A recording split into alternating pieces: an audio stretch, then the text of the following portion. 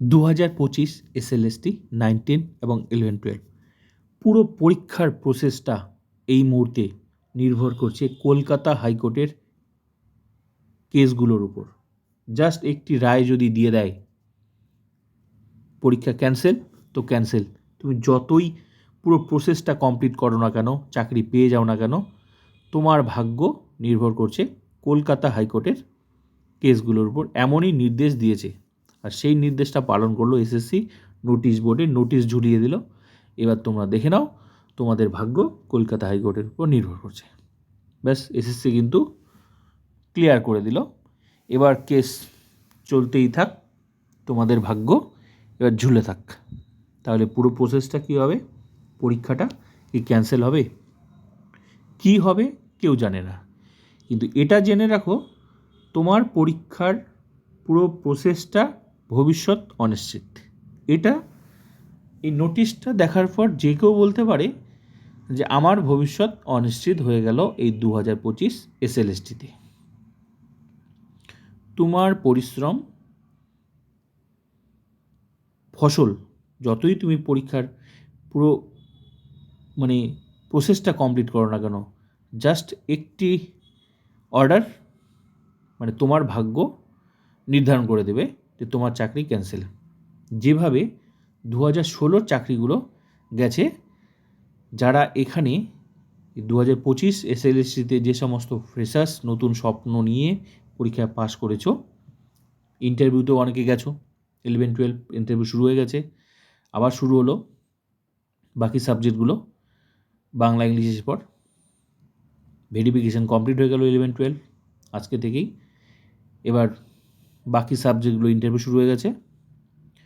তো এইবার 9, 10 শুরু হয়, 9, 10ও শুরু হবে। 9, 10 তোমার ইন্টারভিউলি শনিবার দেওয়ার কথা ছিল, এই মুহূর্তে যা খবর সেটা আবার শনিবারও দেবে না বলছে, সোমবারের মধ্যে হতে পারে। তো সোমবারও হবে কি না, আগে হবে কি না, সেটা কেউ জানে না, সবটাই আমাদের পাওয়া খবর। তো সেই ভিত্তিতে বলা সোমবার হতে পারে।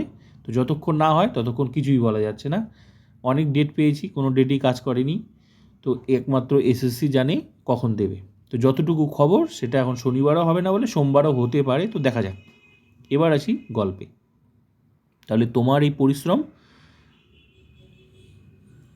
ফলটা যতই তোমার ভালো হোক না কেন, ক্যান্সেল হয়ে যেতে পারে এই কলকাতা হাইকোর্টের। তাহলে এত ফ্রেশার্স ইন সার্ভিস চাকরি পেলেও আর থাকবে কি না কোনো গ্যারেন্টি নেই, নাকি নতুন পরীক্ষায় বসতে হবে সেটাও কোনো ঠিক নেই, কেউ বলতে পারছে না। এত কেস, 10 মার্কস বাদ দিতে হবে, বিভিন্ন রকম, কিন্তু কেস কিন্তু এতে লাভ কার হলো, ফ্রেশার্সদের না ইন সার্ভিসদের, সেটাও কিন্তু সময় বলবে। 10 মার্কস বাদ দিতে হবে, 10 মার্কস বাদ দিতে হবে, আন্দোলন চলছে, 10 মার্কস বাদ দিতে হবে। হ্যাঁ, 10 মার্কস বাদ দিতে হবে এই জন্যই যে ফ্রেশার্সদের বঞ্চিত করা হচ্ছে, কারণ ফ্রেশার্সরা এত 10 বছর পর পরীক্ষা দিয়ে চান্স পেয়েছে, তাই 10 মার্কস বাদ দেওয়া হোক। অবশ্যই এটা যুক্তিযুক্ত কথা, 10 মার্কস বাদ দিতে হবে। কিন্তু এটা ভালো হতো না যে এই 10 মার্কস বাদ দেওয়াটা যদি গ্যাজেট প্রকাশের গ্যাজেট যখন প্রকাশ হলো পরীক্ষার আগে, তাহলে ফ্রেশার্সদের এই যুক্তিটা আরও বেশি স্ট্রং হতো। পরীক্ষাতে এই যে আজকে তোমরা যে নোটিশটা দেখছো, এই নোটিশটা দেখতে হতো না। এই যে আজকে যে নোটিশটা তোমরা দেখছো, এর ভবিষ্যৎটা অন্ধকার হয়ে গেল, এটা দেখতে হতো না।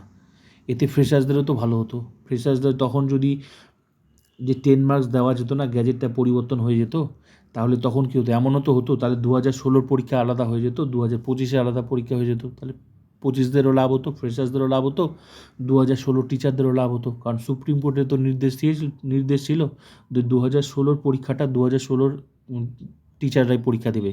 এখনও তো আছে, সেটাই তো নির্দেশ আছে। এমনকি তোমরা জানো, অনেকেই জানো না হয়তো, এই কদিন আগেই সুপ্রিম কোর্ট থেকে লাস্ট অর্ডার যেটা দিয়েছে, সেখানে কি বলেছে? হ্যাঁ, আমরা তো জানি না 2025 এসএলএসটিতে ফ্রেশার্সরা কেন বসলো, ওদের তো বসার কথা নয়, কেন ওরা পরীক্ষায় বসলো? তার মানে কি? তার মানে যে পরীক্ষাটা হয়েছে সেটা সুপ্রিম কোর্ট 2016দের কথা বলছিল। এখানে ফ্রেশার্সরা কেন ঢুকলো, ওদের সাথে তো এদের বসার কথা নয়। তার মানে এটা। এবার পরীক্ষা হয়ে গেছে, তার মানে কেস কতটা জটিল তোমরা ভাবো, যার জন্য এই নোটিশ দিয়ে দিল। কলকাতা হাইকোর্ট অর্ডার দিয়েছে এসএসসিকে, পরিষ্কার করে বলে দিল কী হবে কেউ জানে না। তাহলে ভাবো, 10 মার্কস, 10 মার্কসের আমি মনে করি 10 মার্কসের যে যুক্তিটা সেটা এই মুহূর্তে জওয়া খিচুড়ি হয়ে গেছে। 10 মার্কসের যুক্তিটা আমি অবশ্যই সাপোর্ট করি, সেটা কিন্তু যদি তোমরা করতে গ্যাজেট প্রকাশের পর, পরীক্ষার আগে। এই মুহূর্তে পরীক্ষাটা হওয়ার পর এখানে অনেক ফ্রেশার্স আছে যারা মেধার ভিত্তিতে পাশ করেছে, ইন সার্ভিস আছে মেধার ভিত্তিতে পাশ করেছে। এবার অনেকের প্রশ্ন, মেধার ভিত্তিতে কোথায় হলো স্যার, 10 মার্কস দিয়ে তো পাশ করেছে। আমার প্রশ্ন হচ্ছে, এটা তুমি ভুল বললে। 10 মার্কস দিয়ে পাশ করা যায় না। 10 মার্কস দেওয়ার জন্য আরও বাকি নাম্বার তুলতে হয়। তাহলে সে যদি যোগ্যই না হতো তাহলে বাকি নাম্বার কী করে তুললো? 10 মার্কস, অনেক ক্যান্ডিডেট আছে ইন সার্ভিস যারা 10 মার্কস নিয়েও পাস করেনি, তাহলে তাদের কথাগুলো তুমি কীভাবে ভুলে যাচ্ছ? 10 মার্কস দিয়ে পাস করা যায় না, 20 মার্ক দিয়েও পাস করা যায় না। আজকে ওই জায়গায় থাকলে তুমি নিজেও পাস করতে পারতে না। যারা পাস করেছে, কঠিন লড়াই, কঠিন মানসিক পরিস্থিতির মধ্যে, মানে যে পাস করেছে সেই জানে। শুধু যুদ্ধ, তর্ক বিতর্ক করলে হবে না। 10 মার্কস তোমাদের যুক্তিটাও, ফ্রেশার্সদের যুক্তিটা অবশ্যই যুক্তিযুক্ত 10 মার্কস, কিন্তু তোমাদেরকে পরিস্থিতিটা ভাবতে হবে, ইন সার্ভিসদের পরিস্থিতিটা ভাবতে হবে। কিন্তু এই জন্যই এত গণ্ডগোল, কেসের উপর কেস, যার জন্যই কিন্তু এতে লাভ কী হলো? ফ্রেশার্সদের লাভ হলো না ইন সার্ভিসদের লাভ হলো? ফ্রেশার্সরাও ছাড়বে না, ইন সার্ভিসরাও ছাড়বে না। দেখো, ফ্রেশার্সরাও কিন্তু পরিস্থিতির শিকার, ইন সার্ভিসরাও কিন্তু পরিস্থিতির শিকার, মানতে হবে কিন্তু তোমাদের। তুমিও পরিস্থিতির শিকার, কিন্তু ইন সার্ভিসও পরিস্থিতির শিকার। কিন্তু তার থেকেও সবচেয়ে বড় বিষয়, কেউ কিন্তু হাল ছাড়ছে না, আর যার জন্য কিন্তু এই পরিস্থিতি। তাহলে এর পরিস্থিতি, এই যে এরকম আজকে একটা নোটিশ দিল, এটা তো কেউ আশা করেনি। আজকে তোমার ভাগ্য, তোমার পরিশ্রম নির্ভর করবে কলকাতা হাইকোর্টের উপর। চাকরি, কষ্ট করে চাকরি পাবে, পরীক্ষা পাশ করবে, তারা কি দোষ করলো? আজকে যারা ডাক পেলো তারা কি দোষ করলো?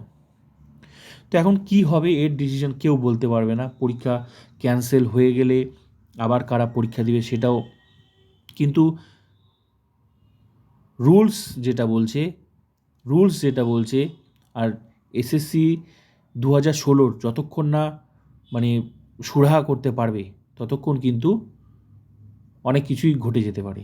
কারণ 2016 টিচারদের চাকরি গেছে বলেই তারপরে তাদেরকে কিন্তু মানে পরীক্ষার মাধ্যমে নিয়োগ করার কথা বলেছে সুপ্রিম কোর্ট, আর যেটা লাস্ট অর্ডার 31শে ডিসেম্বর, এদিকে 31শে ডিসেম্বর লাস্ট চাকরি। তাহলে এবার এত ঝামেলা, এবার এসএসসি ছেড়ে দিয়েছে, এসএসসি নোটিশ দিয়ে দিল, এবার যা হবে হবে। এবার বিষয় হচ্ছে 10 মার্কস যদি বাদ দিয়ে দেয় তাহলে কী হবে? 10 মার্কস বাদ দিলে এবার ফ্রেশার্সরাও ডাক পাবে, ইন সার্ভিসরা বাদ যাবে, 90% বাদ যাবে, 10% চাকরি পাবে ইন সার্ভিস। তাহলে 10% ইন সার্ভিস চাকরি পাবে, 90% বাদ যাবে। তার মানে 35,000 সিটের মধ্যে 90% চাকরি ফ্রেশার্সরা পাবে, ইন সার্ভিসরা বাদ যাবে। কেন বাদ গেল? যেহেতু এই পরীক্ষায় সবাই বসেছে, মানে ফ্রেশার্সও বসেছে, ইন সার্ভিসও বসেছে। কিন্তু রুলস কী ছিল? রুলস ছিল শুধু মাত্র 2016কে পরীক্ষা নেবে। আলটিমেটলি লাভটা কার হলো? লস তো দুপক্ষেরই লস, ফ্রেশার্সদেরও লস, ইন সার্ভিসদের লস। এবার তোমরা এই প্রশ্নের জাস্ট উত্তরটা দেবে, 10 মার্কস বাদ দেওয়া উচিত কি উচিত না? আমি বলছি 10 মার্কস বাদ দেওয়া উচিত ছিল। কখন? গ্যাজেটের আগে। তখন যদি হতো তাহলে কিন্তু দুটো পরীক্ষা হতো, ফ্রেশার্সরাও ন্যায় বিচার পেত, ইন সার্ভিসরাও ন্যায় বিচার পেত। কিন্তু এই মুহূর্তে কেস ঘেটে হয়ে গেছে। এই মুহূর্তে যা পরিস্থিতি, এর কী হতে পারে তুমিও বলতে পারবে না, আমিও বলতে পারবো। কিন্তু যদি 10 মার্কস বাদ যায়, সত্যি যেটা ঘটনা সেটা কিন্তু ইন সার্ভিস 90% বাদ যাবে, ফ্রেশার্স পুরো চাকরিগুলো পাবে। মানে 2016 টিচারদের যে সিটগুলো, ভ্যাকেন্সিগুলো, সেগুলোও কিন্তু ফ্রেশার্সরা পাবে। এবার ফ্রেশার্সরা যদি সেই সিটগুলো পায়, তাহলে তারপর যে আইনি লড়াইটা, সেখান থেকে কি ফ্রেশার্সরা তাদেরকে আটকাতে পারবে? মোটেও আটকাতে পারবে না। যেভাবে 10 মার্কসের আন্দোলন কি ইন সার্ভিসটা কি ফ্রেশারদেরকে আটকাতে পেরেছে? কোর্ট কেস কি আটকাতে পেরেছে? পারেনি। তো এত যুদ্ধ হচ্ছে বলেই তো আজকে এই তোমরা নোটিশ দেখেছো। মাঝখানে কি হবে যদি পরীক্ষা ক্যান্সেল হয়ে যায়? কবে পরীক্ষা হবে, কি হবে, আদৌ এর ভবিষ্যৎ কী হবে কেউ জানে না। কিন্তু জাস্ট একটা কথা বলবো, 2016 সুপ্রিম কোর্টের নির্দেশ ছিল পরীক্ষাটা 2016কে নিয়ে নিতে হবে, কিন্তু এই পরীক্ষায় ফ্রেশার্স দিয়েছে, ইন সার্ভিস দিয়েছে। জানি না এর ন্যায় বিচার কীভাবে প্রতিষ্ঠিত হবে, আমি তো জানি না।